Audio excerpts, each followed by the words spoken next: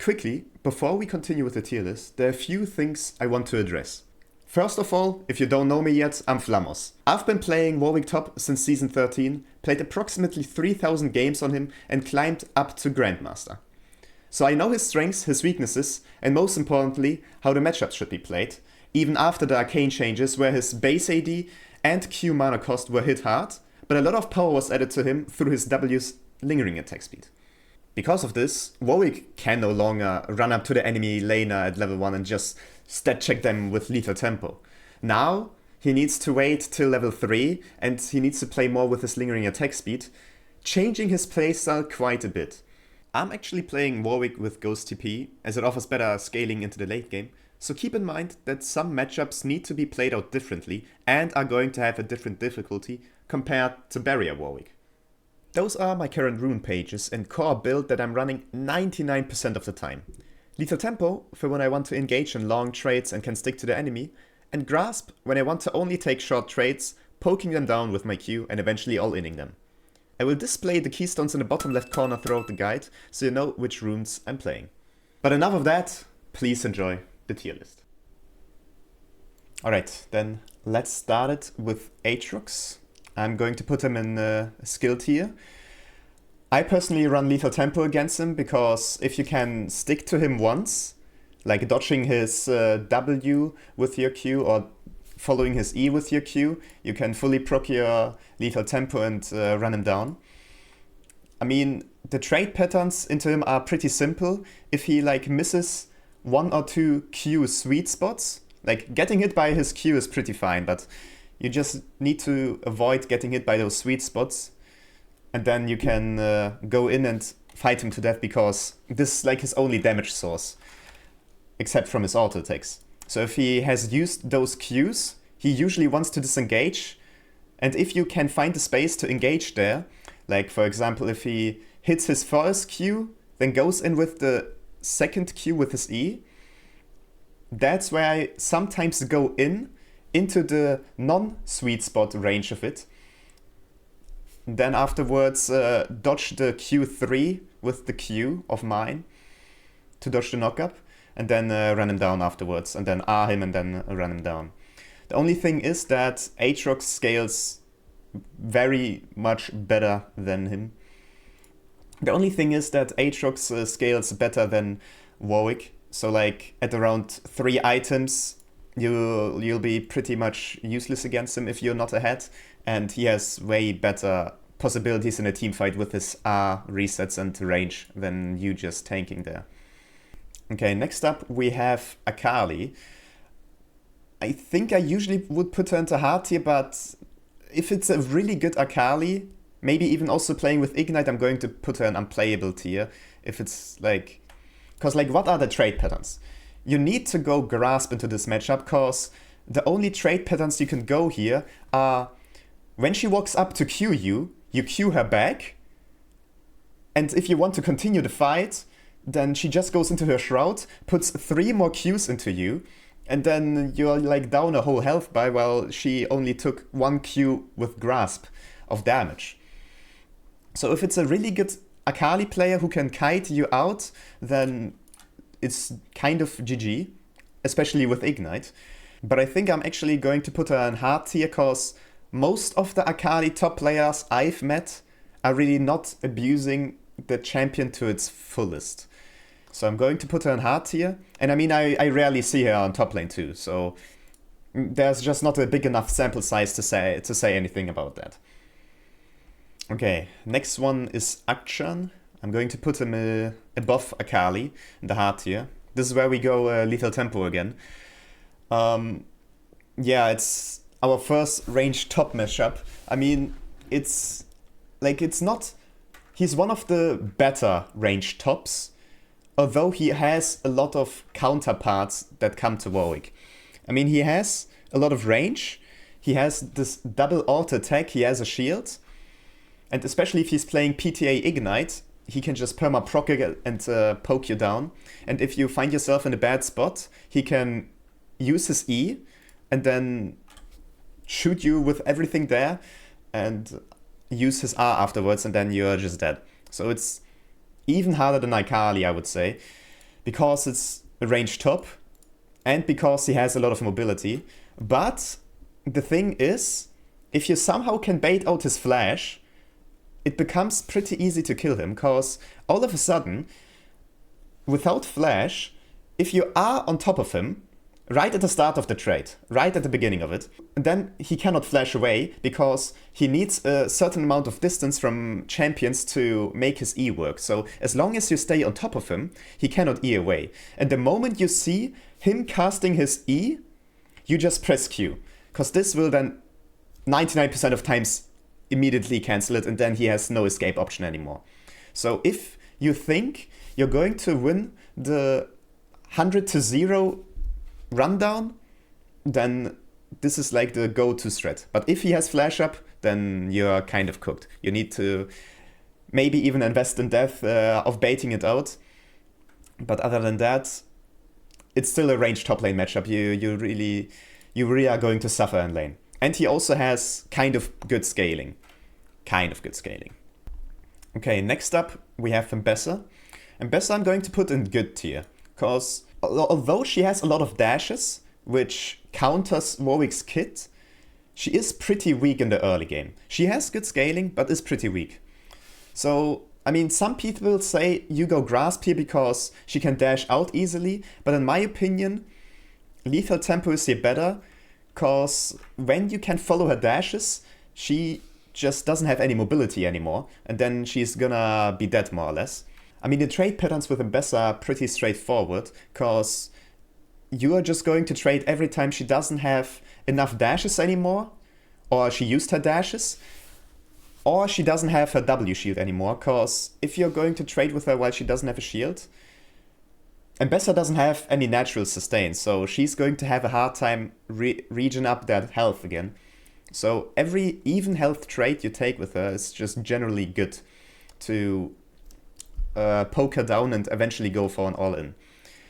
Or like also, what is this very spicy mechanic is that when she asks you and you see that line on the ground, you just start eyeing backwards because you know she's going to blink behind you, so that when she arrives behind you, you're going to cancel her knock-up with your unstoppable from your R, and then also at the same time hit your R on top of her, which is like Giga winning for you then. Giga winning. Cancelling her R and landing your R. And she probably only is going to use her R when she goes, when you are going to be low HP. So the thing is, you have a pretty good laning. The thing is, she is going to scale better than you. There are two variants of Ambessa. One more lethality with like Cyclo Sword, and then Bruiser-ish with Eclipse and so on. And I think like the lethality one deals a lot of damage. Like if you're building on hit, you might really get one shot. As tank, not that surprisingly one shot, but she's still going to outdamage you and outheal you with her ult passive in the late game. So you need to be wary of that. Okay, next up is Aurora. I mean, Aurora is a very hard matchup, but I wouldn't say it's unplayable. In my opinion, it's actually similar to Akshan. Here you go lethal tempo, maybe even fleet footwork. I mean, fleet footwork is also fine if you feel like that you just want to out-sustain the poke. But my plan is to go lethal tempo and survive till level 6, cause before that she'll just poke you to death. Like the thing about Aurora is that she has a lot of range and a lot of mobility on her W. Like she gets a lot of movement speed from there. But like one very important rundown angle you can abuse is when she doesn't have her W up anymore. Cause when she doesn't have her W, you are just going to R her. After that, she's going to panic R herself, cause her R also gives her a great escape possibility. And this R, right before she runs into the wall to TP to the other side of the circle, you're going to Q her, so you're going to follow that dash. And then afterwards you can run her down because she doesn't have a W. And yeah, talking about outscaling, she is going to be outscaling you a lot. She's gonna have a lot of pressure in the team fights. So it's probably better to play for like the split push, keeping her there, so hoping that your team is going to win the 4v4. Okay, next up we have Camille. I'm going to put her into the good tier because she is pretty easy to handle. You're just going to go lethal tempo here and make sure to only start fighting from level 3 on, cause she has a good amount of damage with her Q and her W and her E all together, so you need to be prepared to have your E up for all that burst of damage she's going to be putting into you. And most of the times, they are also going to be playing TP Ignite, which means that you cannot play too aggressive here. I mean, if they're not playing Ignite, then it's... I would maybe even put it into free win, but most of the times they're playing Ignite, so I'm going to put her into a good matchup. You just need to be careful to not get bursted down by her. And one very important tip I can give to you is that you can cancel Camille E with your fear. For this to understand, you need to know that Camille E is split into 2 parts. First, when she casts it, her shooting out her grapple hook, and then, when it hits the terrain, her pulling herself to the terrain. And for the fear to completely cancel her E is you need to fear her at the second part of her E, not at the first part, because if you're going to fear her at the first part, the grapple hook will still connect and she will get pulled to it although she's feared. But if you're gonna do it on the second part, the fear is going to cancel the pull animation and then she's going to stay right with you, and then you can easily run her down if she doesn't have any escape possibilities. And Camille is also one of those champions that is going to scale better than you, so you need to make sure that you can abuse this lane and make yourself a lead out of this, because otherwise she will outscale you and then you will lose the side lane eventually, and then also the team fights. Okay, next up is Cho'Gath. I mean, Cho'Gath is usually played as a tank, but there's also this movement speed AP Shirelia's variant lately, which I would put him into skill even tier here. But I think also as a tank I would put him here because Cho'Gath is like a special case tank with a lot of damage for some reason. Because pre-6, all fine. You just fight him and try to zone him from the wave, because how can he ever kill you? He doesn't have enough damage. But post-6, when he unlocks his R, which deals at around 300 to 400 damage in the early game, which is like 1/3 of your health there, he can probably then, if you're at 50% HP, he can probably one-shot you with 1 spell rotation, which is then really bad for Warwick, where you need to be really careful and play around that.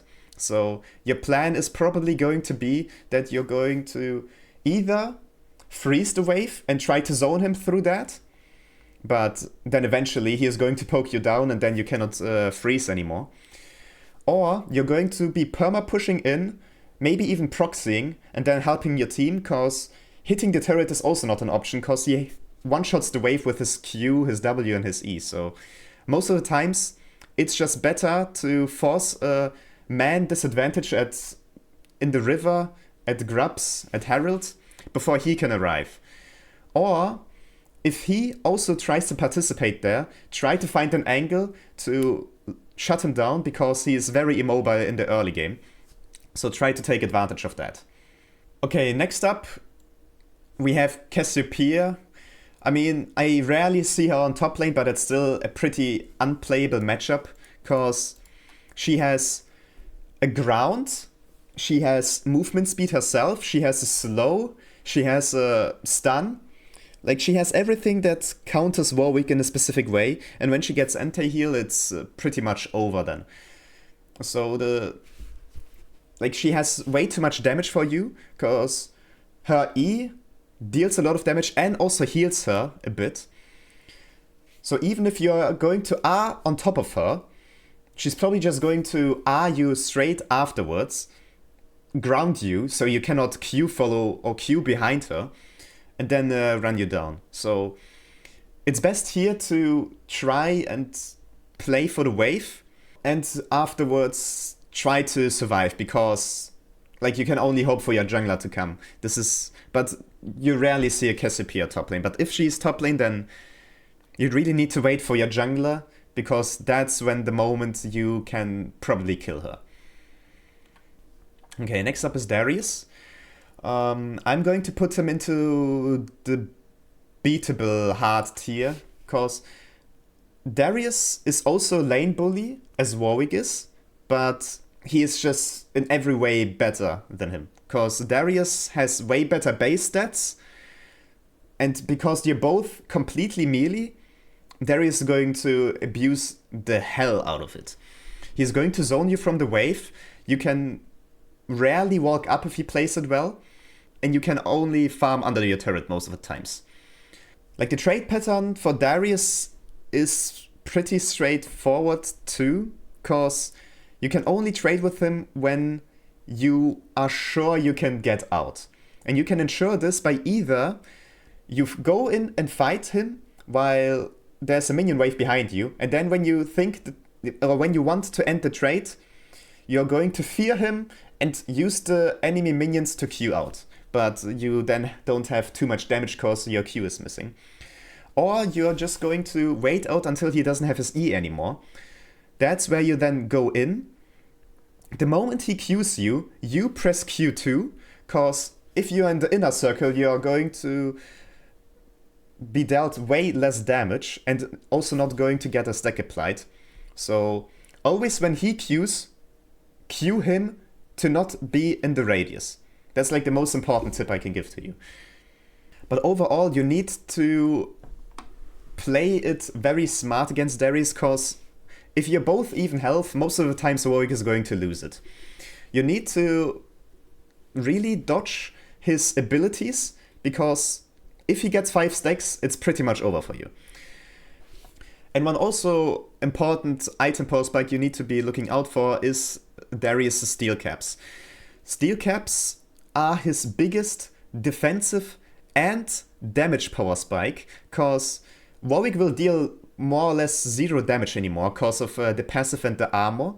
But also Darius gains a lot of movement speed, can kite you better, and because he has all those base stats, he can stack it up, and if he gets to 5 stacks, then it's over for you. Then it's just straight up over for you. Like, most of the times the lane is going to be decided within the first 9 levels. Then whoever gets the lead snowballs it and then wins it.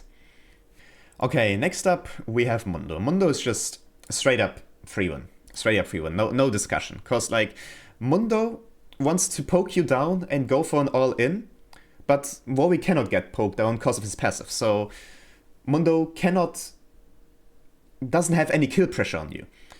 And also when you get both your Rs, he only can heal more. He only has then more sustain. It's like you cannot kill each other, but because you have the better wave clear, you can push out the wave, either go for a demolish proc on the turret or go for a roam. So you're going to have perma prio on Mundo, and then you can help out your team and eventually secure to win. So there's nothing much to say. Mundo can only scale, so you better win the early game, because if he gets Warmox and starts healing up with that, then he is just going to do the Uno reverse card onto you, heal up all the damage you deal to him, and then some things might start spiraling out of control. Next up, we have Fiora. Fiora is a pretty versatile champion because she can go a lot of setups. Like, she can either go TP or go Ignite, and for runes she can either go Grasp, Conqueror, or even PTA. So it's hard to say, but so overall I'm just going to put her into the even tier. If she's playing, for example, PTA Ignite, then you need to be very cautious in the early levels. You really need to wait out your level 3 power spike. Only then you can start fighting. And just make sure to not get poked down, because she has a lot of damage. She can easily burst you down also if you don't have your E up. Or even worse, when your E is going to get parried. Because it all comes down to the mind game of your E and her W parry. Because if she can parry it and you get stunned, you're 90% of the times dead, because the stun duration is like 2 seconds, and that time she can land 4 to 5 auto attacks and proc all the vitals on top of you. So you're most likely going to be dead.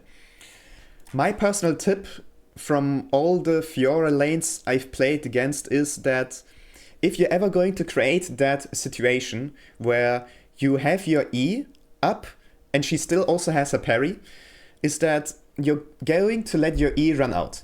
Because she is going to get very anxious the longer you hold it, because you can have it for 2.5 seconds.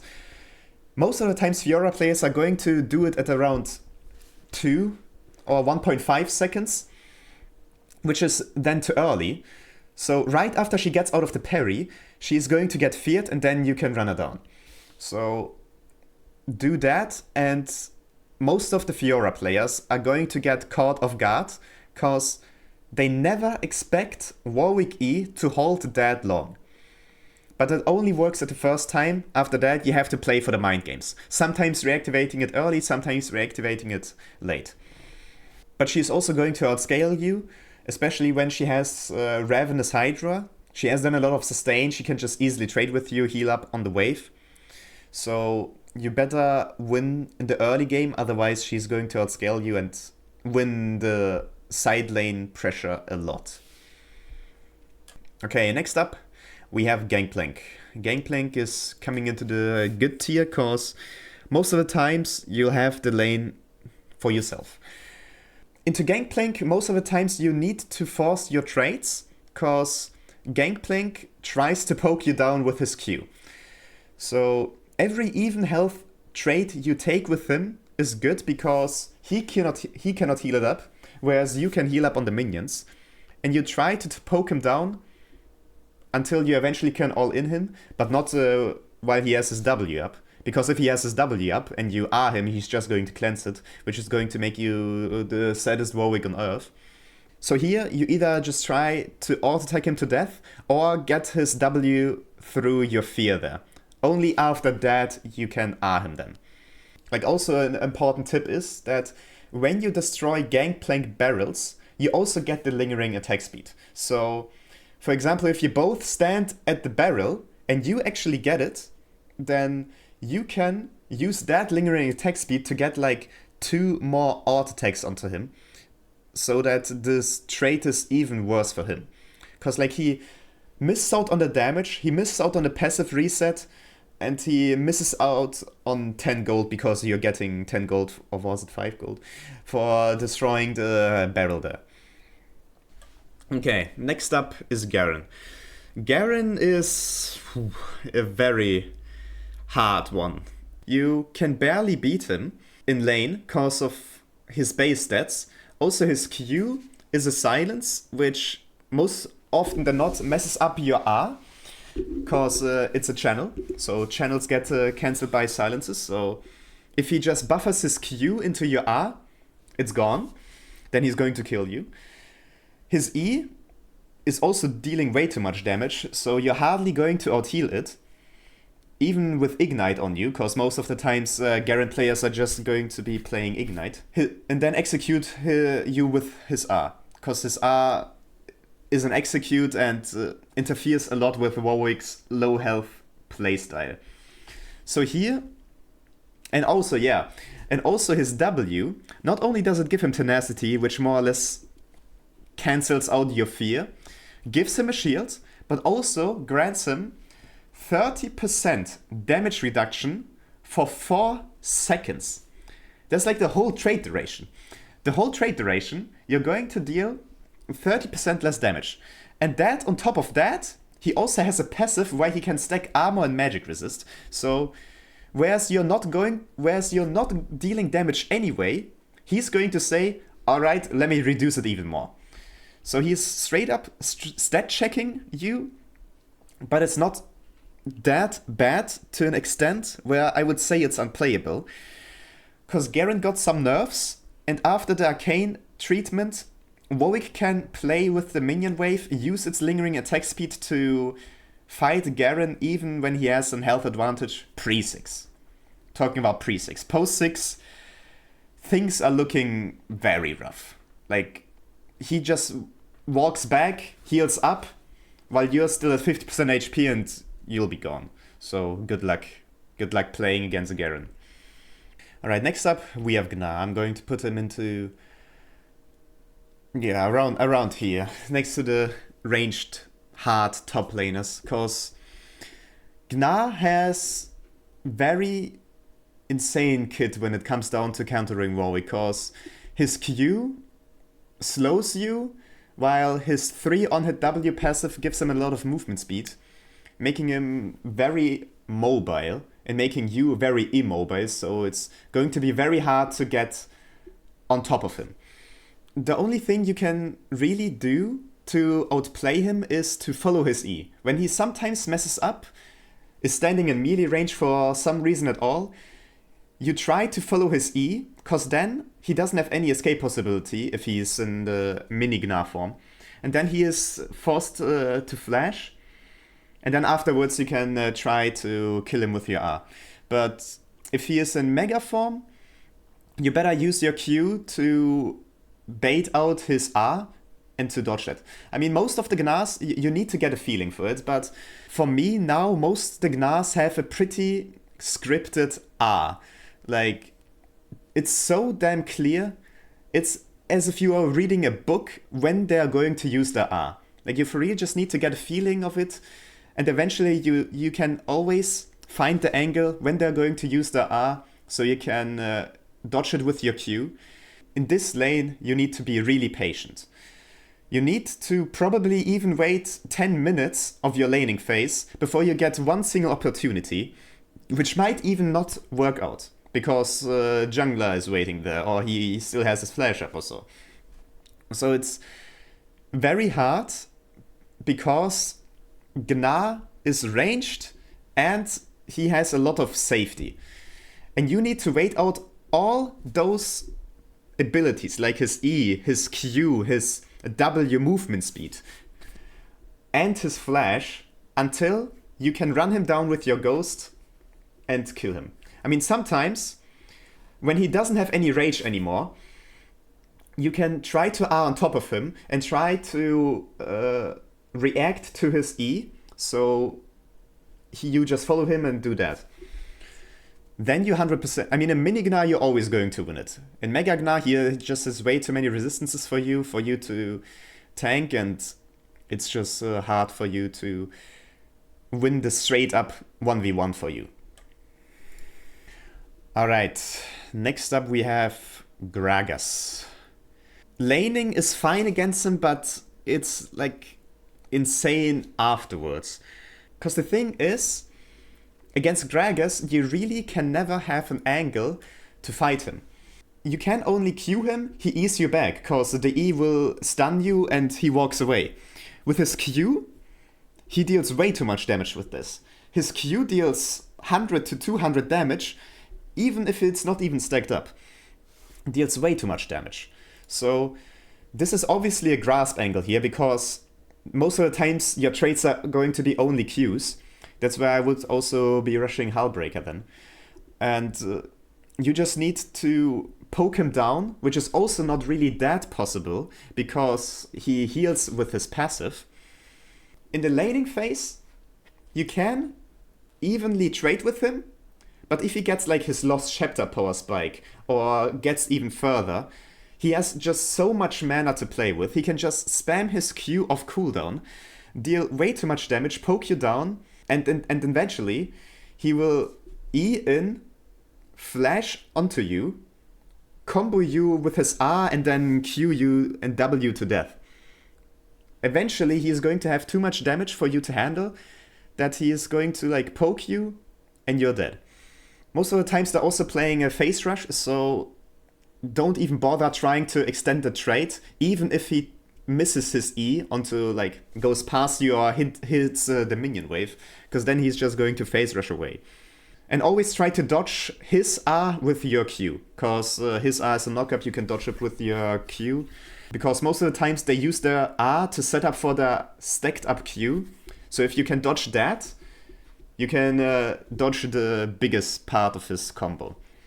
So always make sure to do that. Alright, next up we have Gwen. Gwen is currently in a very strong state, as if I'm speaking of patch 15.6, I think, where she got this mini rework, or like adjustments, let's say.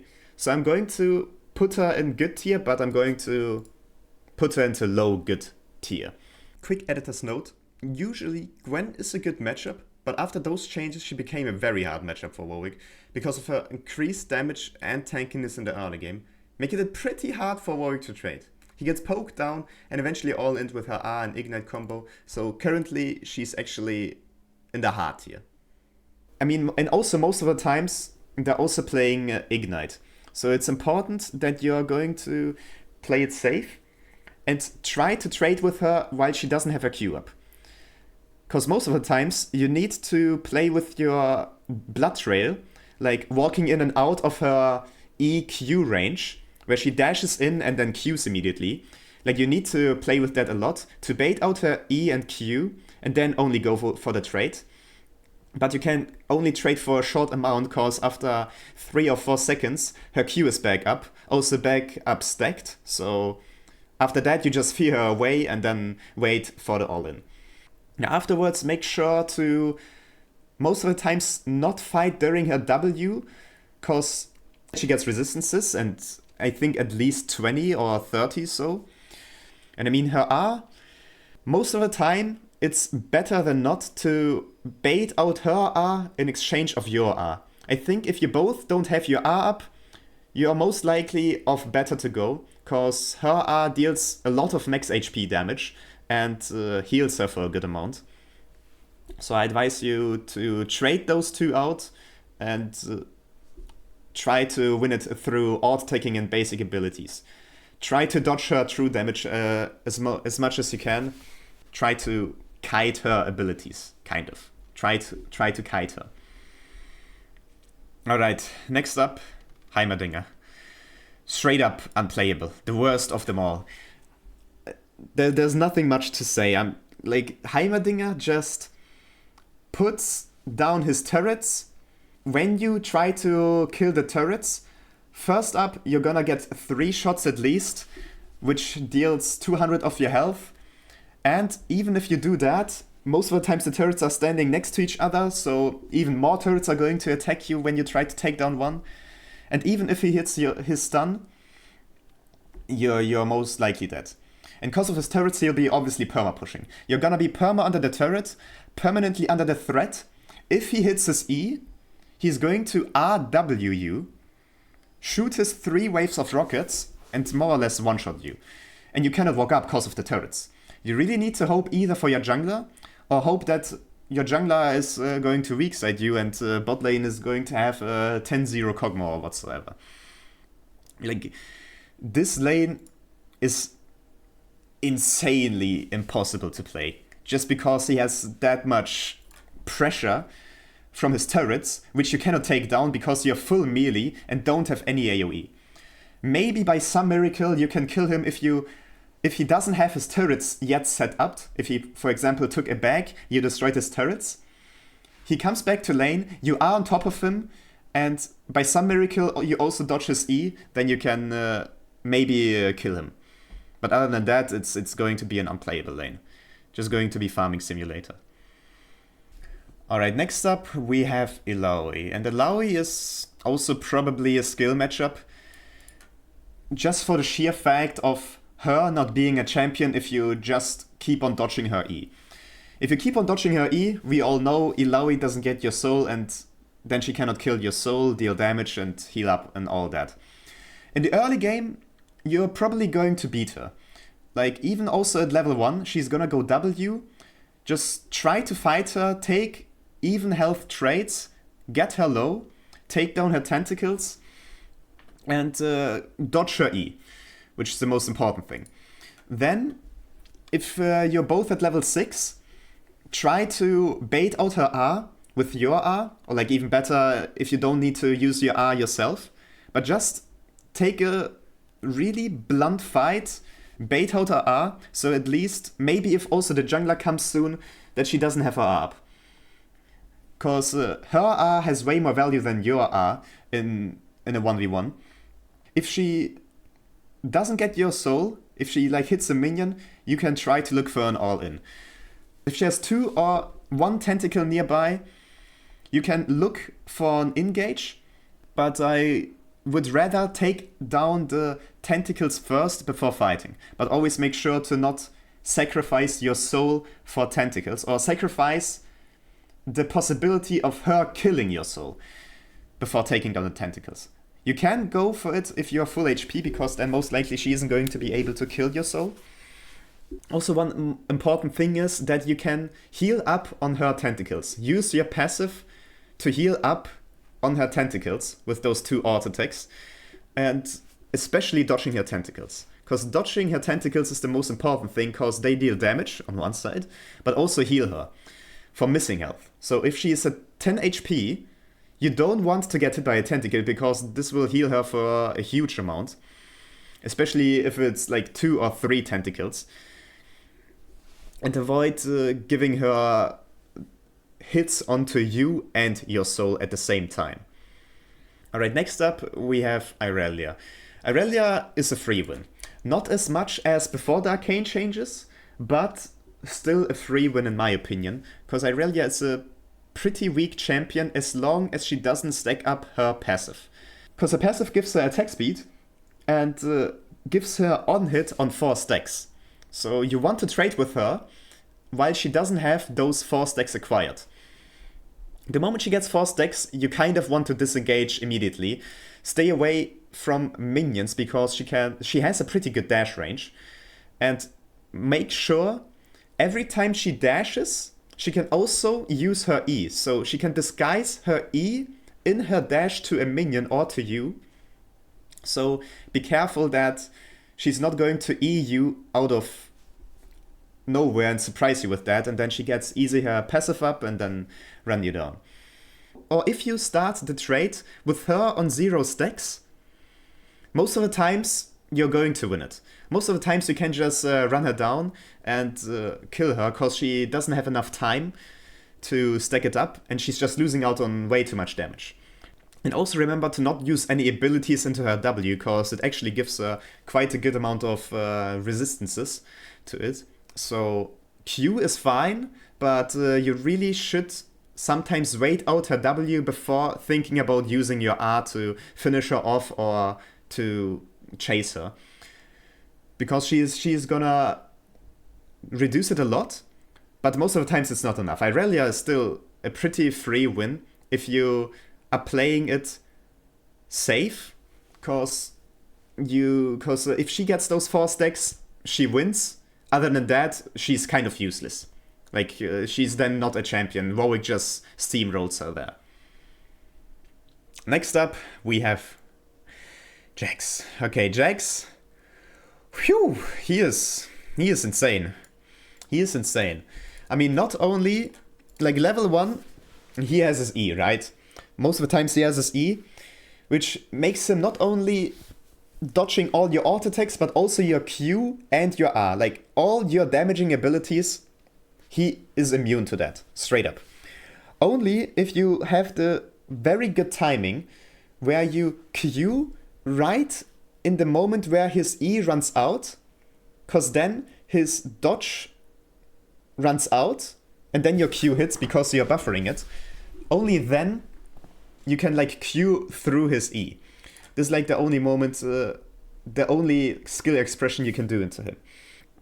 But other than that, he's most likely to stat check you in lane. He gets a lot of attack speed. He has auto attack resets. He has jumps. So that means he can disengage whenever he wants or engage whenever he wants. Deals also a lot of damage, and he gets a lot of resistances for that. The thing is that Jax also, not only does he beat Warwick in lane a lot, but he can 1v9. You can play into a Jax lane if he uses his E bad. But if you're playing in high elo, in Masters and above, most Jax players are going to know how to play Jax right into Warwick. So they're going to wait with the E for any of Warwick's abilities, and then go either in or out with the Q whenever they want, and auto attack reset, use their R, and completely shut you down. And eventually also going to 1v9 the game, because Jayce is such a hyper carry champion. He gets very strong, jumps around, gets resistances. He is going to be able to carry. Definitely going to be able to carry. That's why I'm currently banning him, because laning phase is bad, mid game is bad, late game is bad, like every single stage is bad. Like also in side lane and team fight, Warwick is gonna lose in every aspect of that. So that's why I'm banning him. Next up is Jayce. I'm gonna put him into low hard here. Jayce is a special top laner. He's going to be played a lot, so I have a pretty good understanding of what Jayce players want. Because most of the times Jayce players are not playing for the poke as they should have. Like auto-attacking, doing the full attack speed auto-attacks and then the Q with the gate. They're doing the ranged spell rotation into melee spell rotation and then Eing you away at the end of the trade. Because they want to get full value of their spell rotation. So, the thing is, you are going to bait them in at low HP, they're going to jump in, and then you're going to try to Q his E, because if you successfully do it, he's dead, because he cannot run away. He needs to flash away. And if he does that, then you can freely R him, because he doesn't also have any knockups anymore. So his E is his only peeling tool, and if he doesn't have that, you can easily run him down. But the thing is, you need to wait it out. So this is another lane where you need to be very patient for the opportunity, and also a bit of mind games, because if he doesn't E straight away, then you're queuing too early and then he pushes you away later. But also sometimes, even if you queue him right after his Q, melee Q, you still get rooted. Like, your Q has some kind of wind-up, and as long as it hasn't hit, the root and the knock away still goes through. So sometimes it's also luck dependent, in my opinion. So just wait for this opportunity, because this is more or less the only way you can ever kill a Jayce. Alright, next up, we have Karma. Karma is a difficult one, but I think I'm going to put her in very, very low good one. Because the thing about Karma is, she is ranged. First of all, bad. But then, the thing about Karma is that she doesn't deal any damage to you. Just go Doran's shield, and she never is going to have any kill pressure on you unless she gets anti-heal. So you're just going to be farming the whole time. So you're better off concentrating on farm, because you both will not have any kill pressure, because how can you ever kill a Karma who has a slow on her Q, a root on her W, and also shield plus movement speed on her E, and all that she can also empower, most of the times for her W, because it also gives her a heal afterwards. So the lane is not bad for Warwick, because you are at a threat of getting killed. It's just, you cannot really have kill pressure. So you're both probably going to be even, or just playing farming simulator. This is a lane where you need to hold your horses, need to hold your instincts of just going in, because Karma has way too much heal and shielding for you to burst her down, and is way too fast for you. So only with like a good setup, with a good jungle gank, you can take her down. But other than that, it's just going to be a farm lane. Just concentrate on farming. This is the best way you can win into a Karma lane. Just let her poke you, heal up on the minions. Make sure to not get hit by empowered Q too much though. Alright, next up we have Kayle. Kayle was a free win, but I think she is only a very, very good matchup now. Because in the early game, level 1, if she plays lethal tempo, she's going to win it actually. She has way too much on hit and an auto reset, and way too much attack speed in the early game for you to win that 1v1 without a barrier. So you need to chill out on that. My plan is to get a 2-wave crash and then play on the bounce back and then set up a freeze, so that she is going to so that you both are going to be like level 3 or 4, and you just keep on zoning her from the wave. And then try to get your jungler to gank her, and then she's going to lose out even more. After level 6, when she becomes ranged, it's also pretty easy if you have Ghost up and she doesn't have Flash up. Because most of the times they're playing Flash with TP. Because if you have Ghost up and your R, while she doesn't have Flash, you can always run her down. Always engage with your R and press Ghost. You 100% will run her down. She will press R, she will try to W away with that movement speed. She's not going to go anywhere. Just wait to use your second Q, not into her R, and then you'll be good to go. Like she doesn't have any damage yet.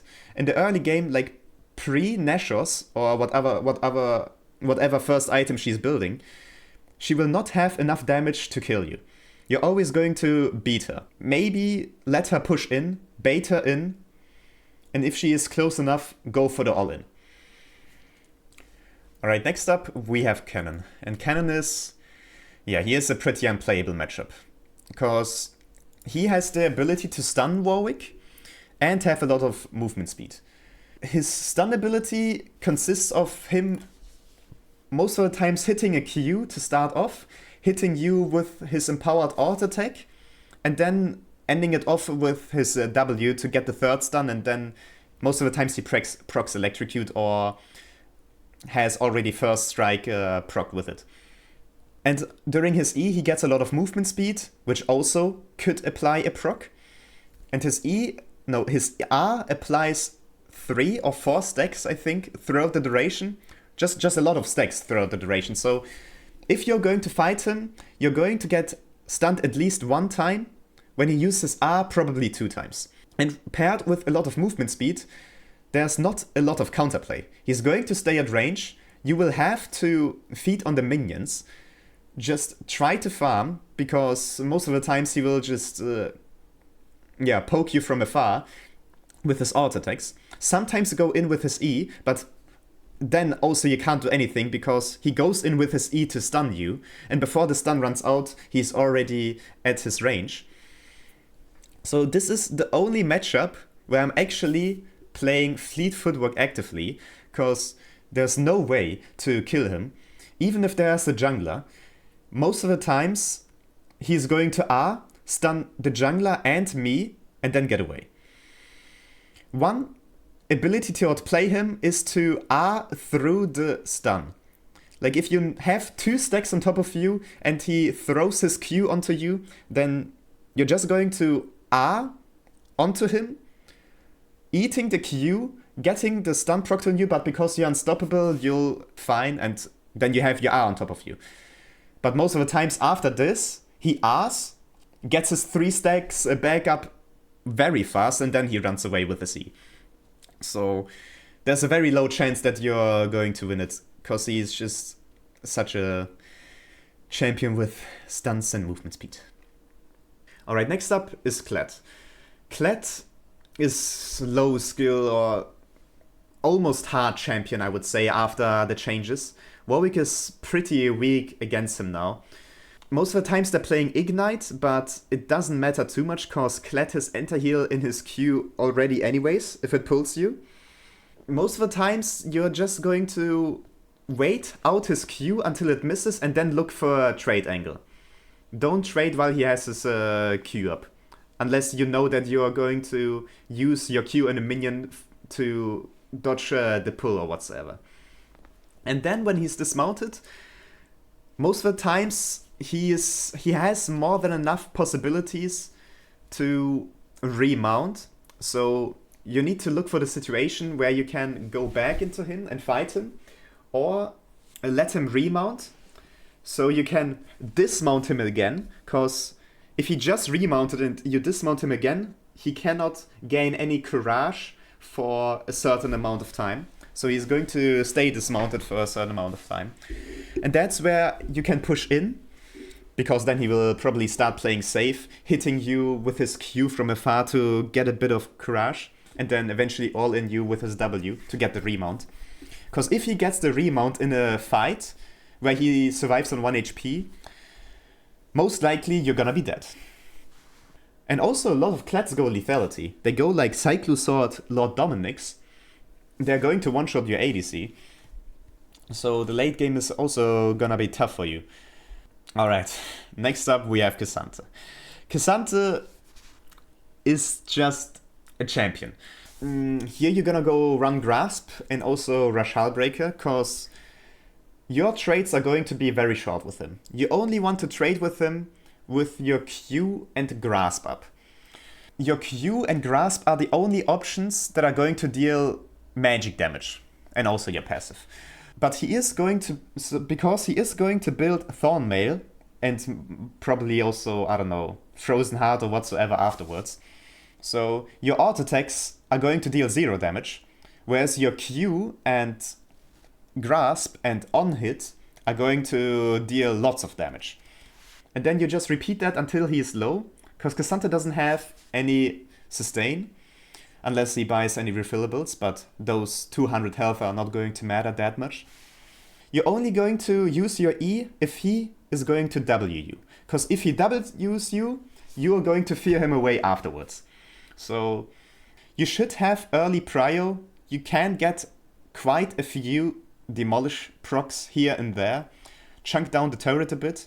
When he gets level 6, just wait out his W, because this W deals a ton of true damage. Maybe even R out of the way, because if you both don't have your R, if he isn't in his all-out stance, you're better off to go. When he gets enter heal, you need to start playing more passively. Just make sure also to not trade while you are marked by his passive. Like if he Qs you, walk out, wait a few seconds, try to dodge his next Q and then go in for the grass proc. Alright, next up we have Malphite. Malphite is also more or less just a free win. You're going to run Grasp here and poke him down with your Qs. While he has his passive up, like his shield passive, he has more armor, so naturally you need to initiate the trade with your Q to get rid of his passive, so that he has less armor, and then afterwards you deal more damage with your auto attacks. Malphite is also pretty okay to play around, because your Q can cancel his R, or even your R can cancel his R if you have good enough reaction time. The only thing is, if you're not playing Barrier, the one-shot combo of him could be enough to kill you. But other than that, you're going to push him early the whole time, get your Demolish procs off, and play around his E. His E cripples you a lot. You're going to lose out way more attack speed than you can imagine. You're going to be at 0.5 attack speed or whatsoever. Start the trade with Q, auto-attack him until he uses his E, and then fear him away, and then you're good to go. Best case scenario, you're going to keep him from getting his passive back. His passive needs 8 seconds to get back, so if you keep on damaging him, this would be great. Best done by getting Tiamat. So after a trade, you fear him, you walk away, then you walk a bit closer to him, and then Tiamat him, and then this 8-second timer resets itself. Alright, next up, although I haven't seen him in since 3 seasons except for 1 or 2 times on top lane, is Maokai. So I'm going to keep it short. I mean, Maokai is similar to Malphite, you just keep on auto-attacking him. I think this is, though, a lethal tempo angle, cause he doesn't have that cripple. Most importantly is that with your Q you can dodge Maokai Q, and if you do so, you can more or less run him down. Because not even his W will help him. He may poke you down with his E, you will heal it up. He can... I mean, he will find more use in the team fights later on. In lane, you will just bully him, take the platings, proxy, help your team. Alright then, we have Mordekaiser. I'm going to put him into... I'm going to put him into low free win. Because like, after the arcane changes, Warwick cannot run him down that effectively anymore. But overall, Warwick needs to play safe until level 3. Because before that, Mordekaiser's passive deals way too much damage, so you need to stay away from that before you get your 3 abilities. But the thing between Warwick and Mordekaiser is that Warwick can cancel out Mordekaiser's main abilities. Because if Mordekaiser wants to pull you in you're going to use Q because you're displacement immune. Or, even much bigger of a baller move, if Mordekaiser wants to pull you into the realm, you're just going to Q it. And then with a basic ability, you just countered his whole ultimate ability. And if you do that, most of the times he is flabbergasted and you can run him down. So the moment he starts channeling his R, you don't even need to Q him. Just Q a minion or any other target, and you're going to stay in the real world while you still have your R up, and then you can run him down. So if he plays TP, it's actually pretty free, but if he plays Ignite, you need to be a bit more careful. Play around his W, because it gives him a shield. But if he uses that shield below 50% health, you can most of the time still run him down. Because you still have your W passive, giving you enough attack speed to stack up your lethal tempo and kill him. Alright, next up we have Nasus. Nasus is easy to bully in lane. But the thing is, most Nasus players are going to be playing a lot of sustain. He has a lot of lifesteal on his passive. He probably also runs Fleet Footwork, goes Doran's Shield, gets refillables later on, so that you cannot poke him out of the lane. I mean, pre-6, you're going to bully him. You're going to push in the first 2 waves, go and try set up a freeze. Because if he keeps on Eing you, you just heal up on the wave, because he'll be automatically pushing, thus evening out the freeze. After like the Sheen Power spike, he starts to deal damage. And if he gets his R, you need to get out. Cause his R is like the biggest value I've ever seen on a champion besides Sinch R. Because he gains health, he gains resistances, he deals damage around him for percent health max damage. And his Q has only half the cooldown.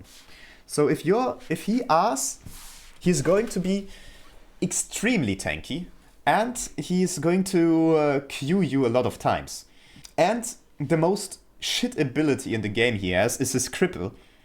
Not only reducing your movement speed to 200 over 5 seconds or so, but also taking away all your movement speed, all your attack speed. It's like Malphite, the same as Malphite, but you also lose your movement speed. So you cannot move and you cannot auto-attack.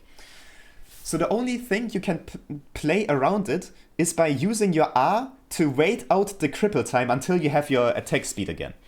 But most of the times if he has that, you probably want to end the trade. And the thing is, he has it up after like 8 seconds or so, 8 or 10 seconds. So when you're going for the next trade, he's gonna have it back up, you cannot trade anymore. And if you find yourself in a bad position, like you go in and try and trade with him, you just cannot walk away because you're crippled. You cannot defend yourself and you cannot run away. And your R is gonna have such a small range because you don't have any movement speed with what the ability scales with. So you're just gonna make a small leap. You have to wait those 5 long seconds until you have your big R again.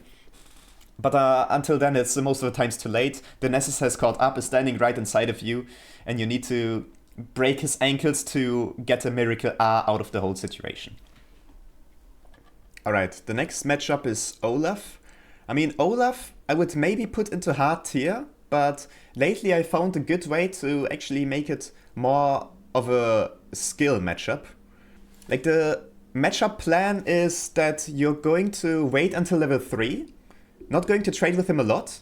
Only post level 3, you're only going to trade with him when you have your E up, because then you can go in and fear him away. But also make sure to not trade while he has his Q up, because if he has his Q, he can like throw it, pick it up, throw it, pick it up, and thus perma-slowing you. Then eventually you'll end in a loop where he just runs you down and you cannot move anywhere. So best it is to make sure that he doesn't have Q and you have your fear up. And then post level 6, his R is going to counter your whole kit because you cannot fear him away anymore and you cannot R him. So most of the times what I do is just straight up start running at him, start fighting him from 100 to 0. If he uses his R, I'll just jump out. Now, we both don't have our Rs anymore. And with that, I think Warwick finds himself in an advantage. Because Olaf really needs this R to deal more damage and to have this CC immunity, while Warwick has a lot of power inside of his W. You can play with the Lingering, you can heal up with your passive, although Olaf also can heal up, but not as much as Warwick can. And with this, you just continue what you did pre-6, poking him down and then eventually going for an all-in, waiting until he overthrows his axe behind you, and then running him down because he doesn't have his axe anymore. I mean, if you're going to mess it up, then you're going to be behind, but overall I think Olaf is pretty beatable right now as of its current state. Okay, next up we have is Ornn. I mean, but I'm gonna put it into free win cause Warwick really counters Ornn. Cause Ornn is tanky, yes, but Ornn also wants to deal damage with his abilities. And he does that through his Brittle. He applies Brittle with his W and his R, but he only procs it by CCing you, and the only kinds of CCs he has are knockups. So every time you are Brittle and he wants to proc it with an auto attack or with his R, you can always more or less consistently dodge it with your Q by either hitting a minion or himself, thus reducing a lot of his damage. The only thing is that he scales, he helps his team later on, he has a better team fight, so probably the best idea to go split push here and just pressure him early in lane before he can get Bramble. Like, you will always be able to fight Ornn unless he has a really good combo. Like, don't use your Q in an offensive way where he can counteract that with like a Q into E into a knockup. Like, always try to use your Q to get at least one Brittle out of it, one E knockup out of it. Then you should be good to go, and then you can poke him down, fight him with the lethal tempo, follow his E maybe if he wants to disengage, and then poke down the turret with your Demolish, and you'll be good to go. Like, without any jungle intervention, you should be winning this one. Alright, next up we have Pantheon. Pantheon is just straight up a hard champion. Straight up hard, I would say. Because he has a lot of base damage. His Q deals a lot of damage, and with that he can easily poke you from range. You cannot counteract that. He can poke you down, and even if you try to like engage, he's going to outdamage you, because most Pantheon players are also going to be running Ignite. So you need to play it passively, probably wait for your jungler, because otherwise Pantheons just poke you down, wait until you're low enough, go in with W, E, Q, and then kill you and all that. The only power spike you have is when you get level 6, because Pantheon only gets then 10 armor pen. But it's only a small power spike, because Pantheon will still be pretty strong. But like, what I do for the trade patterns are, if he misses his empowered Q, then he needs to get his 5 stacks back. So I'll go in maybe I go in with my Fear, go in with Q, some auto attacks, and then fear him away. And also try to somehow predict when he is going to use his E, because if you're going to Q into his E, or even R into his E, which is even worse, then wasted damage, wasted healing, and you'll probably die then straight away. So play it safe, don't overtrade with him, and be aware that he can always kill you when you're below 50%. When he can flash in, he can put Ignite onto you and do his full combo within 5 seconds. And then when you want to fight back, he just presses E, so you don't have any healing and cannot counter heal all of that. Okay, next up we have Poppy. Poppy is... I mean, it really depends whether Poppy is running Ignite or TPs, so I'm going to put her into high skill tier. Because if she's running Ignite, then you cannot play as aggressive in the early game, but if she's playing TP, then it's actually a pretty good matchup where you can dominate your lane. Because Poppy is a tank. And she also doesn't have a lot of options, because her only real damage source is her Q. She can also only hit her first part, because For the second part, you can either just walk out or Q behind her. Her W is useless. It only gives her movement speed. Like Warwick Q doesn't proc off of her W, so it's more or less useless. Her E, you can easily dodge it with your Q, and her R, you can also dodge it with your Q or R. So sometimes what I do is I stand with my back to the turret, baiting in the Poppy, her seeing the opportunity, E-ing in, trying to stun me and one-shotting me with that combo, but me dodging it with my Q, so she wastes her E, and then she's under my turret. With turret aggro, I fear her, I R her, and then she dies. So this is how sometimes you can also win the Poppy lane. But other than that, she is a tank. You'll have more damage than her. You can just take the long trades, but only after like Bramble Vest, she only starts being tanky, where her base damage with her Q is really going to start matter, so don't get hit by it too often. And most importantly, don't get hit by her E into a wall. If you get hit into a wall, then you're most likely to be dead or take a big chunk of health away, because then she will combo you, and Poppy is all about hitting you with that, one combo, and one-shotting you. Okay, next up we have Quinn. And Quinn is just next straight to the ranged candidates. Because Quinn is going to poke you down, most of the times also playing Ignite. And the thing about Quinn is you can never really get a good tempo advantage out of her. Because with Symbiotics, she pushes out a wave, even if it's like a normal wave, not even a cannon wave.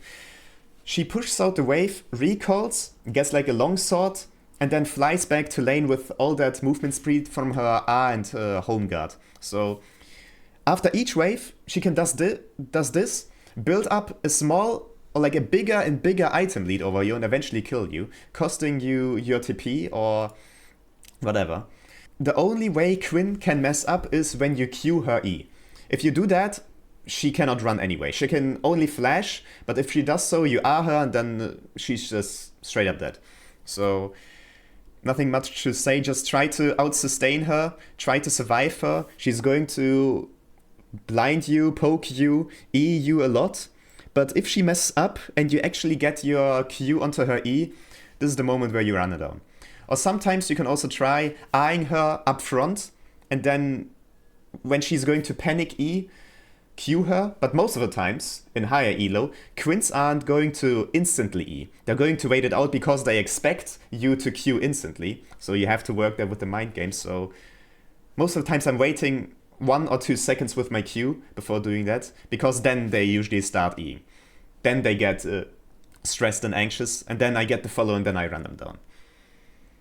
Okay, next up we have Rammus, but Rammus isn't really a top lane matchup. I've only played it once against both, but I'm going to include it anyways. So Rammus is very easy in the early game. Just make sure to not, or like you can actually over-trade in the early games because you'll easily heal up. But then when he gets Bramble, then you need to be careful to not like fight him and then he starts taunting you and then you accidentally killing yourself. So I'm gonna put him in hard tier. And then most of the times in this one match, Baus was also proxying, so I couldn't do too much because his proxy was too strong. He eventually scaled up and was one-shotting my ADCs. So a good Rammus is not going to play out the lane. He is more going to play for the proxy and try to avoid Warwick because he knows that his poke from his W, E-taunt, is not going to help him that much, so he rather goes for the CS lead, for the proxy, for the tempo advantage, and then helping his team elsewhere later on. Okay, next up we have Rek'Sai. I'm including her because I've seen her a few times, so I'm going to include her. Gonna keep it short. Rek'Sai is a good matchup, I would say, because Rek'Sai wants to fight you by always starting to knock you up with her W, which you can easily cancel with your Q. Just hold Q onto her, you will always cancel it. Then she wants to stack up her Fury, bite you, and then go back into the ground and heal up with that all Fury gained and then repeat everything. But you both have sustain, but you overall have more sustain and also better wave clear. So you just keep on pushing against that Rek'Sai, also trading with her. Even better if you're going to follow a tunnel of hers, because then she doesn't have any escape possibility. Okay, next up we have Renekton. Renekton is pretty hard matchup. He is very much stronger than you. He has a lot of combos where he can abuse against you. I mean, this is a matchup where I'm going Grasp, because Renekton has his W who can stun you, and an E where he can get an escape. So most of the times his trade pattern is something like he dashes in, Q, W's you, alt attack Q, and goes out. So you only have time to hit a Q, maybe even one more alt attack, and the trade is over. So I'll go here Grasp all the time. And after 6 it doesn't get better, cause his R is way stronger than yours. His R is going to give him health, going to give him fury, going to give him damaging aura, while yours only is going to deal a little bit of damage, heal you, and suppress him for the duration. But he has too much health and also way too insane base stats to actually play, so you're gonna have a tough time against Renekton. He is going to stat check you, he is going to go in, trade with you, and go out until you're low. Going to eventually zone you from the wave, because when you walk up, he can sometimes one-shot you. You need to be aware of that. Even with your E, if he has like 100 Fury, his W and Q deal insane amounts of damage and also stun you for a very long time. So Renekton is pretty much very, very hard one, I would say. Okay, next up we have Riven. And Riven, holy, she is playing with Barrier. Probably a fine matchup, probably a fine one. But if you're playing with TP, it's pretty much unplayable. Because most Rivens are also playing Ignite, trying to win the lane through that. Your plan is going to be that you're only going to trade with her. Obviously you're running Grasp, because Riven has dashes, she can easily dash out, and she has a stun. So similar to Renekton, she decides when the trade is over. And only try to trade with her when she doesn't have her E-shield up. Because Riven doesn't have any natural sustain, so most of the times they're going longsword refillables or going a lot of potions in the early game, so they can out-sustain any early damage. You need to be careful that she doesn't run you down in the early levels before 3. Like most of the times they start with Q, so this is where I most of the times just stand behind my wave, let her push the wave, crash it on the second wave, and then first start playing the game, because before that she has way too much damage for a Grasp Warwick. And also at level 6 she's also going to get pretty much stronger, so you need to stay patient, stay healthy, because she with Ignite, Flash and her ultimate can burst you down pretty easily if you don't react to it. Like you need your E in every trade possible, otherwise she's going to get a lot of alt attack resets with her Q and burst you down. So it's very hard to play here. Okay, next up we have Rumble. Rumble, I mean, there was a phase, a pro player phase, where Rumble was really strong, but he received quite a few nerfs, so I'm going to put him into skill and even tier. Rumble, if he plays Ignite, lane can be quite hell, because he's just going to stand behind his wave, put up his flamethrower, just proc it and walk away. Also going to poke you down with his E. You need to hide behind the minions from his E, but you cannot hide from his flamethrower, so either way he's going to get the poke damage off. So just wait out until he misses 1 or 2 E's, or wait out until he has his Q, or when he is close to the overheat, then go try and engage. And only fight with him when you have, or like when he is close to the overheat, only fight with him when you have your E up, because when he overheats, he gets a lot of attack speed and on-hit, and this on-hit can burst you down pretty easily. So if he's going to cast his flamethrower, it's also sometimes a good idea to just fear him away, so that he looks the opposite direction because of the fear, and then the flamethrower isn't hitting you anymore. This is also sometimes that saved me from death. Post 6, with your R. Most of the times I'm also using it defensively, because most of the times he's just going to put on his flamethrower while I'm eyeing him, or gets his shield or R on top of himself, which deals more damage than you counter heal. So probably it's best to use your R as a defensive tool to R out or to disengage. Unless you really see an opportunity where you can run him down, where he doesn't have flash and is close to overheating, but the damage is not enough to kill you. The only matter is that he is going to outscale you, he is going to beat you, he is going to have a good agency in the team fight with his R. Okay, next up is Set.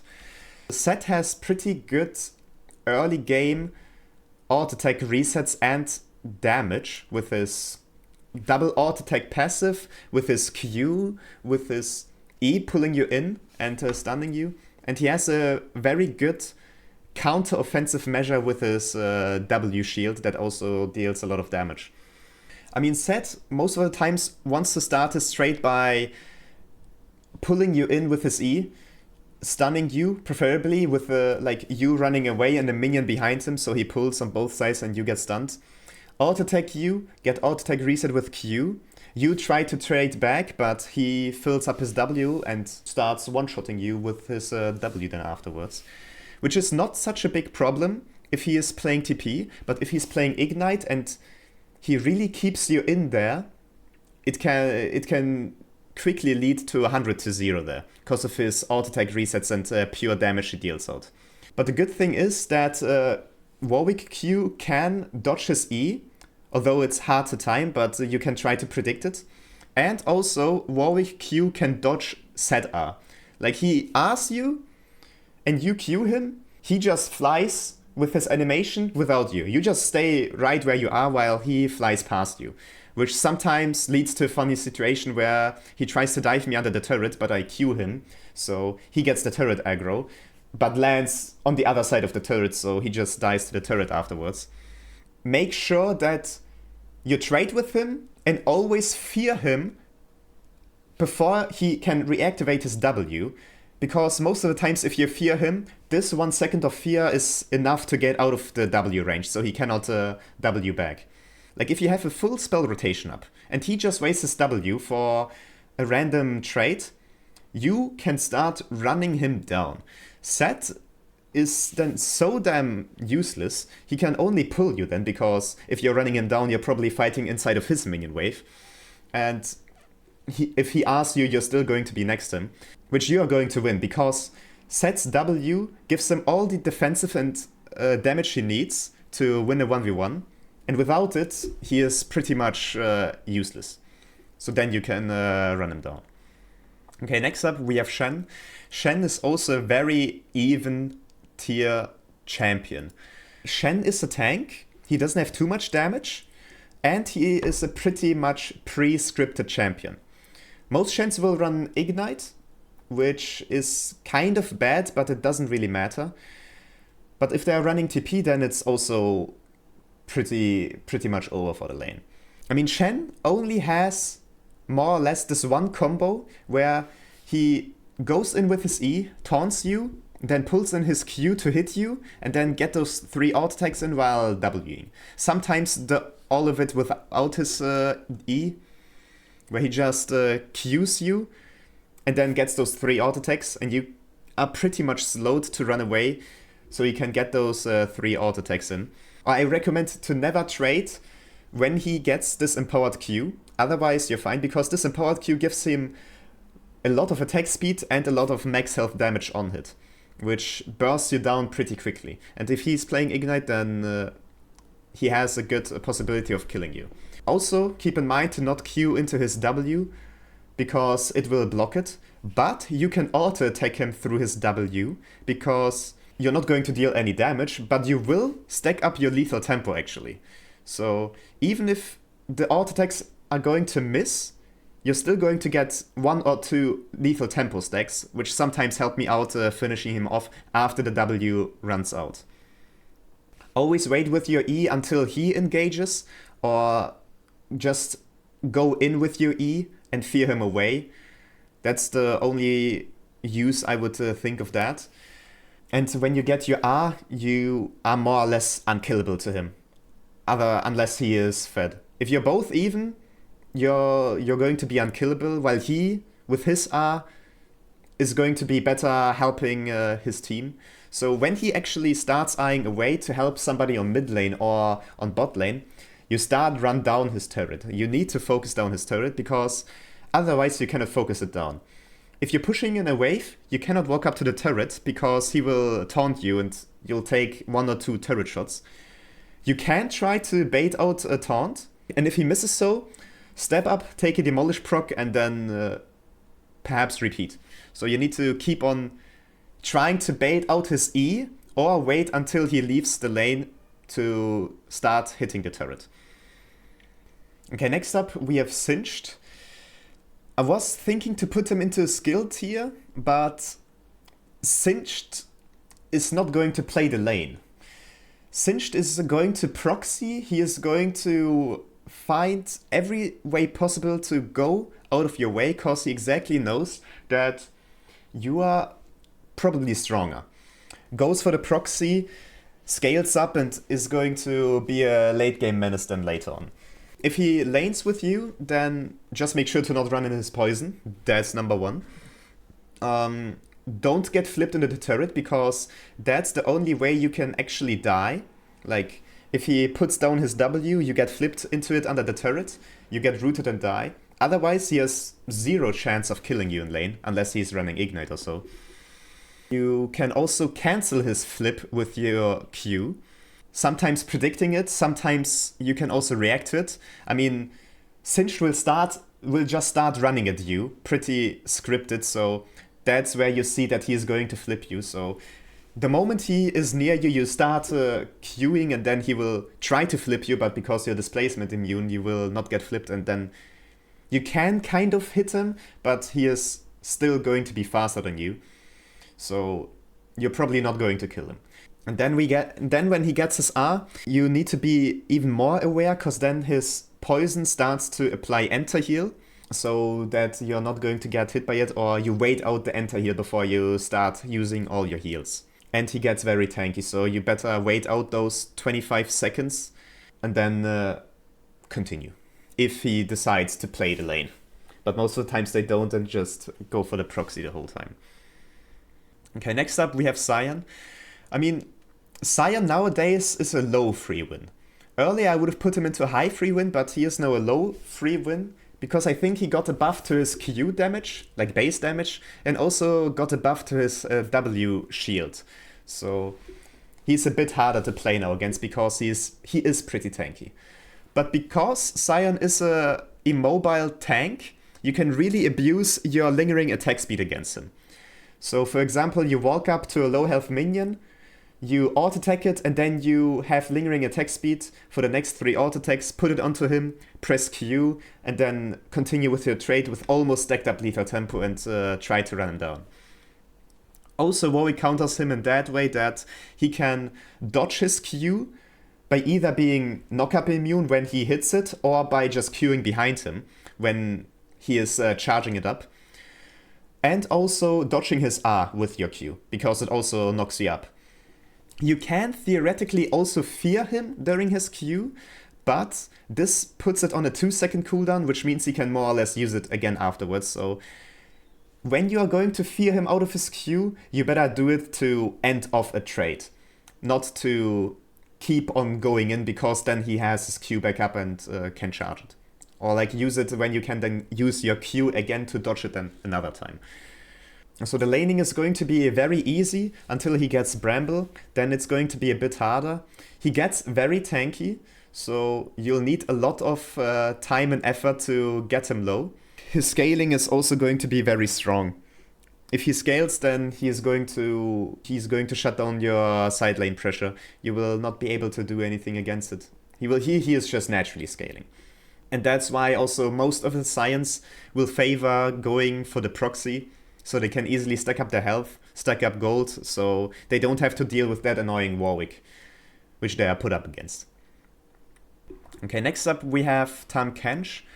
Tahm Kench is pretty similar to Sion, but he has more CC and more sustain that we have it harder to play around. Because, first of all, he has sustain from his E, from his Q, so it's going to take a while until we get him low.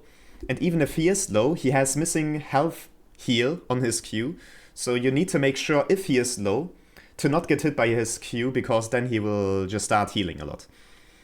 But the thing is, you can push in him early, because he doesn't have any damage in the early game. You can easily heal it up, he will not pose a threat. Push in, get those demolish stacks. After level 6, he will have his R up, so you need to be careful to not get eaten and spit out into the turret to get damaged by it. But most of the times, if he does so, you can Q through him onto the other side, and then most of the times you're out of turret range with a maximum of 2 turret shots, and somehow survive it. Like, he is going to be stacking you up to 3 stacks, and then miraculously walk up to you. Then you know, he wants to eat me. So then you start queuing either him or a minion, because Warwick Q can dodge Tahm Kench R if you time it right, because it's a displacement. And if you use your Q, you'll cancel it, and then he wastes his R for a basic ability. So then he's going to have less damage again, and then you can go push in the turret, because he doesn't have too much wave clear. The only problem is that he has good scalings. He is going to buy Bramble probably, going to cut your healing every time you trade with him. Also has insane tanky scalings, and will provide probably a better option in a team fight. Because, for example, if you want to go for the enemy ADC, because they are like isolated or are low, the Tahm Kench can just intervene, just eat the ADC, and spit them out with a 1k shield. So now you're in the enemy backline without a target, and now you're in a bad position. So early game, you have a good time because you can push in and get the demolish. Late game, he's gonna be very tanky. He's gonna be a thick frog. Okay, next up is Teemo. Teemo, unplayable. He is ranged. That's first of all, he is ranged. He will keep you at range most of the times. And your only chance at winning it is by 100 to 0ing him, which is probably only going to be possible post 6. But the thing is, if you are on top of him, he's probably going to have planted all his traps all around the lane. So if you're gonna step into one of his traps, you're gonna get slowed by 30% for 4 seconds. 4 seconds slow. During this time, he has all the time to run away, all the time to kite you, and most of the times he's also playing Ignite, so he's going also to outdamage you. And also, his blind is pretty bad, but you have a possibility to play around it, because it only blinds your auto attacks. Your Q is not affected, your R is not affected, so while you are blinded and are in a fight with him, just R or Q him to gain some time to wait out the blind. Or you can, if you're really desperate, if you don't have anything else to do, just auto-attack him although you're blind, because your lethal tempo will start stacking up, and when it's actually stacked up, the lethal tempo on hit projectile will actually still hit him. So although your main auto-attack is getting blocked, you're still going to deal 30 to 40 lethal tempo damage, which maybe kills him. Maybe kills him, who knows. But otherwise, lane is going to be a big pain. He's just going to perma-poke you under the turret. You just need to hope that your team is going to win it, or your jungler is going to come and gank you, because if your jungler comes, you're just going to R him, and then the jungler has a free setup for a free kill. But solo, there's a very low chance that you'll be successful. Okay, next up is Trundle. Trundle I'll be putting in high good tier, because Trundle is very straightforward.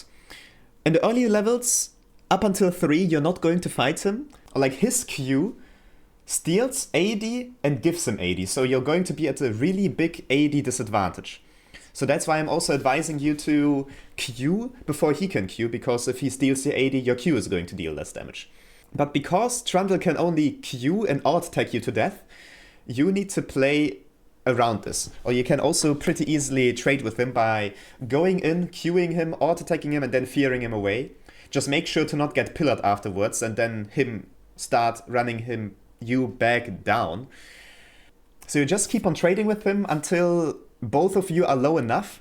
But if you both are low, you are actually going to have an advantage because you have way more healing in the early game. While he can only alt attack and bite you, you can alt attack and bite him with healing. So most of the times you're going to win it. Post 6, if he R's, you need to run. If he R's, he gains a bit of health from you, steals resistances, and you're taking max health damage every second. So you're going to be at a really big disadvantage. He gets a lot of resistances, so you need to run, possibly also trading your R for it, because without your R's, you are going to be stronger than him. So usually what I do is run in, start fighting, R out when he uses his R, and then just continue without my R, because I know as a Warwick, I have better sustain, I have better fight abilities when we both don't have our R's up. Okay, next up is Tryndamere. I'm going to put him in low free win tier, because Tryndamere is also, similar to Warwick, a straightforward auto attack champion. The thing is, Tryndamere is just a gambling champion. He wants to gamble whether he crits or not. If he crits, he is more likely to win. If he doesn't, you are more likely to win. The trades are going to be usually you both fighting until he decides to E out. And also at the start of the fight, he is probably going to W you to reduce your movement speed and also your AD. So you preferably don't want to fight during his W. Like, even if you're turned towards him, just by point and click, he is going to reduce your AD by 10, I think. So the trading patterns are just fighting him, and when he wants to get out, you want to try and Q follow his E, and then continue the fight until you fear him away. That's then like a really good trade for you, then you start healing up on the wave.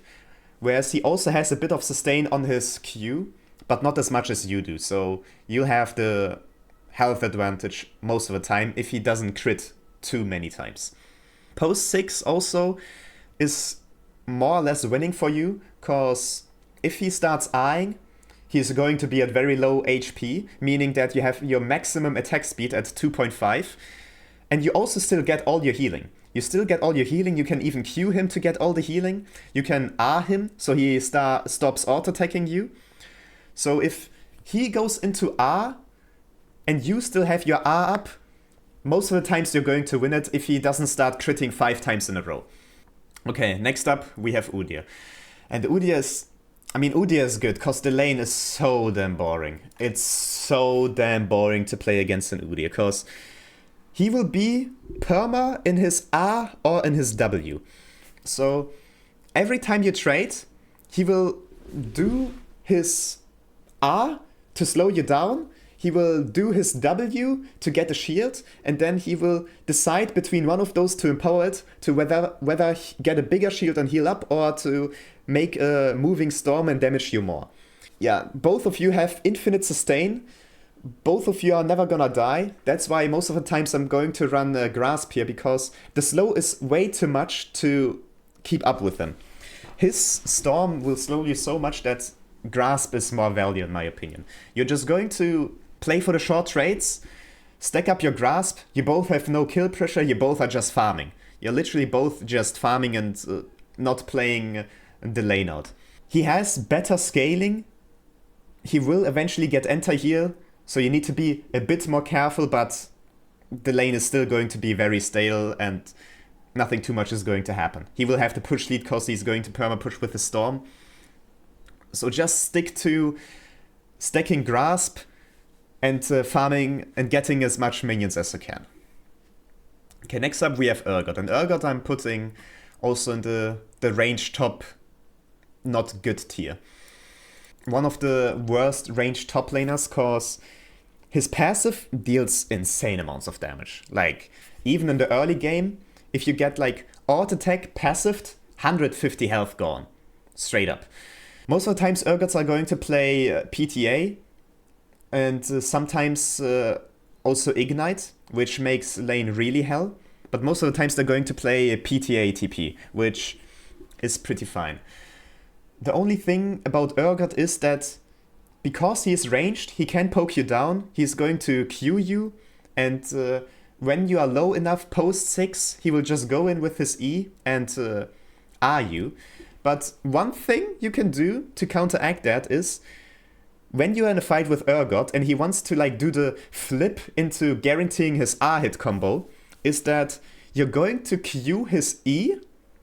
So because of that, you're not going to get flipped. So he's just going to R backwards into nothing while you're still standing in front of him.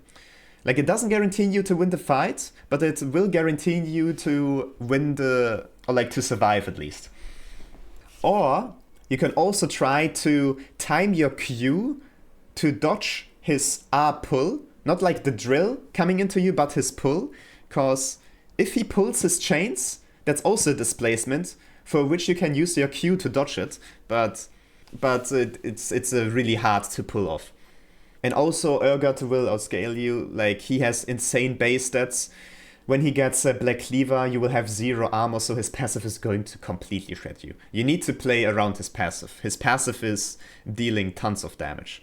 Always try to stay in that one blind spot he used, so you don't take unnecessary damage. Okay, next up we have Vayne. Vayne is, yeah, pretty bad. The thing about Vayne is that not only is she range top, but she is hyper mobile, which both are bad things for Warwick. Vayne is going to poke you from afar, and her passive, which grants her movement speed towards champions, will help her run you down when you get low. Like, she's going to poke you, you heal up on the wave, she pokes, you heal, and then when you notice, wait, the heal isn't going to be enough, I will die eventually, you start going away from the wave, the Vayne notices it, then she starts running you down with her Q and all that. And when you try to get close to her, she's going to E you away from her. The only way you can win it is by queuing her E in the early game. Like, I'm talking pre-6. Because then she cannot push you away. But this all goes to waste kind of post-6. Because then she also goes invisible with her tumble. So she can go in every direction. And you cannot auto-attack her for the duration, and that's like every 1 or 2 seconds then in the late game. So she's going to outmaneuver you. You have to guess where you need to hit your R. Like, in my opinion, you can only use your R when she's CC'd through maybe your fear. Otherwise, 90% of times she's going to Q out of the way and dodge it. And also most Vayne players are running Flash Ghost, so they have even more mobility than you. So even if you're going to Ghost behind her, she's going to be faster than you with her Ghost and with her Flash still up, having tons of mobility, playing for the poke and killing you eventually with her W. And yeah, it's just pain to play against it. You need to be really cautious of also not getting pinned under your turret and then getting finished off afterwards. Like, waiting for a gank is good, but you need to either be on top of her or hit your R to be a successful gank. Like, you need to hit your R, but for your R to hit, you need to hit your E, or your jungler needs to get the engager up first. Okay, next up, there's Volibear. I'm going to put him into low skill, high hard tier, because Volibear is similarly built to Warwick, but just better. His passive is going to fuck you up quite a lot when you cannot heal up on the wave. He's going to be perma-pushing with that, and then every time he auto-attacks a minion, you also automatically get like 30 or so damage. He goes in for the Q stun, E's you, then W on top of you, and then you cannot keep on trading because his empowered W is so damn broken with even more damage and is also going to heal him for a bunch because they are most of the times also going to level it first. So most importantly, at level 1 he is going to go E. Don't be in his E. His E deals a lot of damage and also grants him a big shield. So also don't trade into this shield there. when he uses his Q, you also know it's going to be his E coming. So before he stuns you, you always need to use your E. If you don't use your E, most of the times you're gonna get a one-shot, just because of that pure base damage he has. And then most Volibears are also running, I mean, they can build literally anything. Sometimes you can go AP Volibear, sometimes this Rod of Ages Navori build, sometimes go whatever. Like, they can build anything and deal more damage than you. So you need to kind of keep your trades short, or you need to trade back when he hasn't yet procced his W. Like, if he tries to Q you, but you run away in time, then he doesn't have his Q anymore. Then you can try to look for a trade and fight him before he can get his E shield or his W shield. He has insane scalings, he has insane side lane pressure, because he can definitely start 1v9ing. Just don't make the mistake by eyeing him early, because more often than not, whenever I want to R him, he starts eyeing back, so that my R gets cancelled by his R, and then it's like an instant deathland for you. What I now do is wait for his R, then do like 1 or 2 auto attacks after he lands, because he's then still animation stuck. Before he can do then something else, I'm going to fear him, get 1 or 2 more auto attacks in, and then R him or Q him to death before he can... Like, if he R's, you really need to abuse that animation stuckness of his. Like, you can get a good amount of auto attacks in there if he is below 50% HP. But laning phase is fine. Laning phase is fine into him if you are playing around his cooldowns. Now, it's Yasuo. I'm going to put him into middle of good tier, because Yasuo has pretty good mobility. Yasuo can just auto attack you, wants to dash around and then knock you up to go for the all-in. Also sometimes poken, like he sometimes goes in with his E, hits his Q, goes out with his E on another minion, and you're a bit lower. So in the early game you're going to be careful if he runs Lethal Tempo, because he has way more value on it, because attack speed reduces his Q cooldown, so he's going to Q way more often than you. Try to first auto-attack him to get his passive out, his passive shield. And most importantly, when he gets his tornado, you need to decide, do I go in and try to dodge this knock-up of his with my Q, or do I stay back and just wait it out? But overall it's a good matchup, because you can just stat check him and run him down.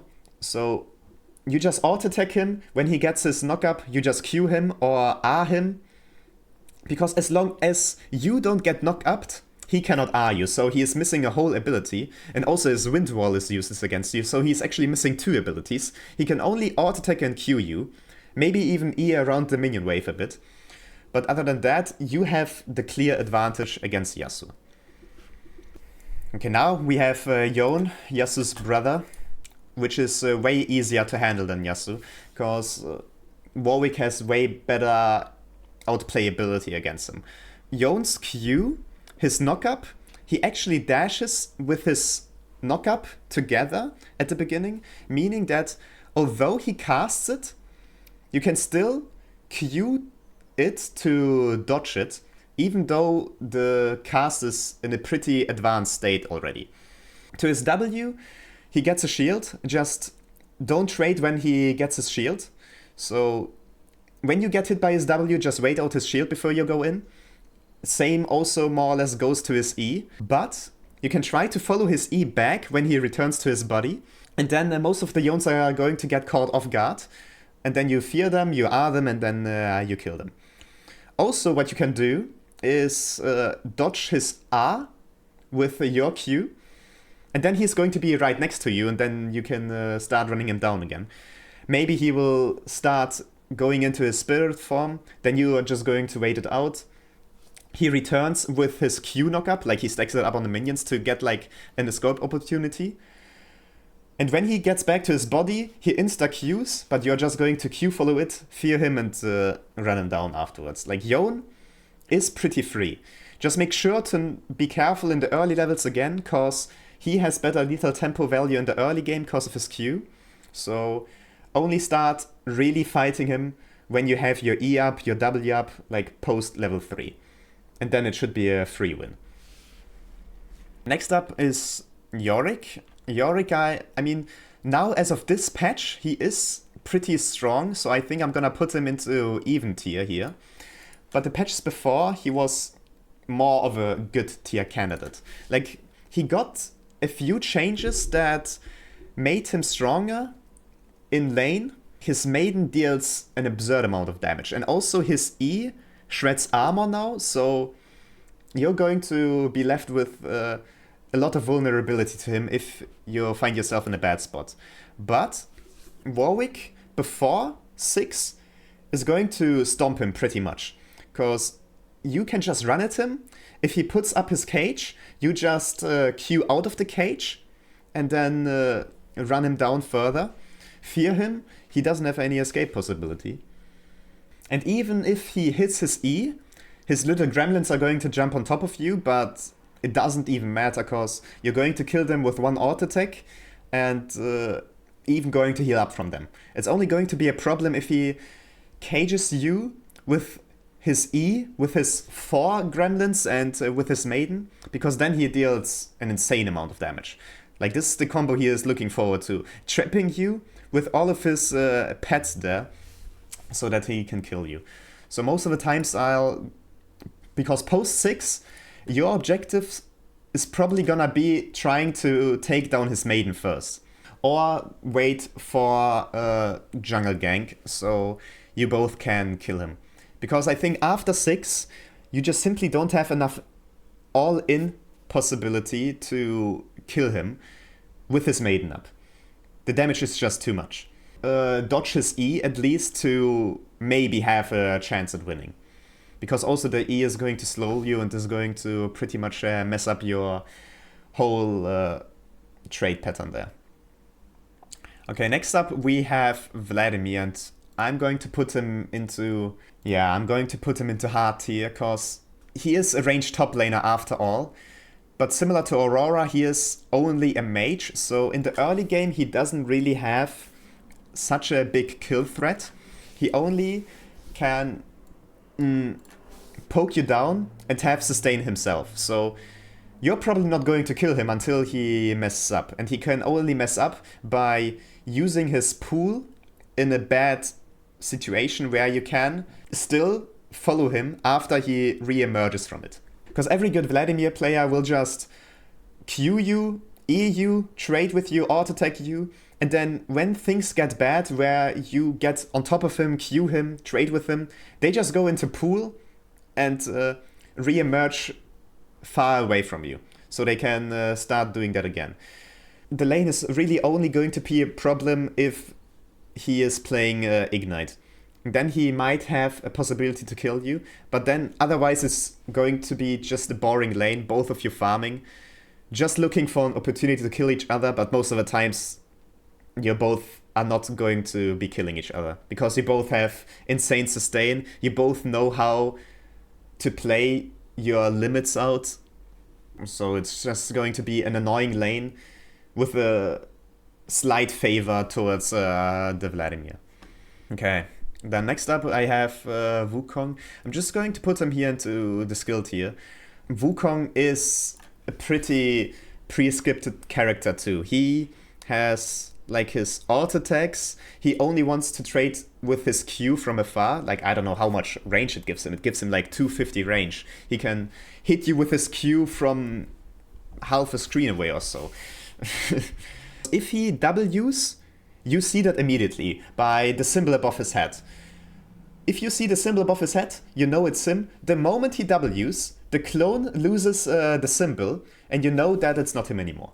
Sometimes you even are Q following him through the invis, so you're queuing an invisible person. Also, you can dodge his R knockup, so he doesn't have too much possibilities. His main trade pattern is going to be that he E's in, does something, a combo or so with his Q, maybe R, and then he W's out. When he E's in, you're also just going to trade with him. and try to stick to him when he tries to get out. Most of the times you will not be able to dodge his first R, because that's more or less instant, but you can more or less predict when he's going to cast his second R, so try to look to dodge this knockup at least. Alright, and then last but not least, there's also Zac. He is close to good, but not quite a good matchup in my opinion. Warwick can pretty much shut him down, like all of his abilities. You can dodge his Q knockup with your Q, his E knockup with your Q, his R knockup with your Q. Like, you need to use your Q to at least dodge one of his knockup spells. Or you can also use your R to dodge his, or like also cancel his E. Not only dodge it, but you're also going to knock him down and cancel his E completely. So when he tries to go for 5-man engage onto your team, you can R him and this will cancel his E actually. But in the laning phase, you want to perma-trade with him when he wants to use a knockup onto you. If he like goes to a minion, Qs it, and then goes up to you to knock you up, you Q him, and then you stay in the fight. And when he tries to jump away, you will try to fear him out of it. Most importantly in lane are his blobs he gets from every successful spell hit. You need to step on them to kill them, because otherwise he'll get a big chunk of health back. Keep denying him those chunks, you will get a very big health lead over time. And eventually you can start diving him. Get his passive, not kill him under this turret, but you can do it then on the second dive where he doesn't have his passive then anymore. But he is going to be a strong tank later on. And when you get ganked, then things can get rough because he has pretty good setup. So you need always be careful of ganks when you're playing against Zac top lane. Okay, so this covers up more or less my personal top lane tier list for all the regular matchups we have on top lane. I have like taken out some very, very specific matchups like Skarner top lane, which was meta back in the days, but is not that meta anymore. Or like some other random mid laners on top lane you see, like Corki or Rice, you'll see once a season or so. So thank you for watching. I hope you enjoyed, could have learned something. If you have some questions, I'm open to answer them in the comments. So thank you for watching, and I'll see you on the next video. And go join live my stream. Link in the description. Bye bye!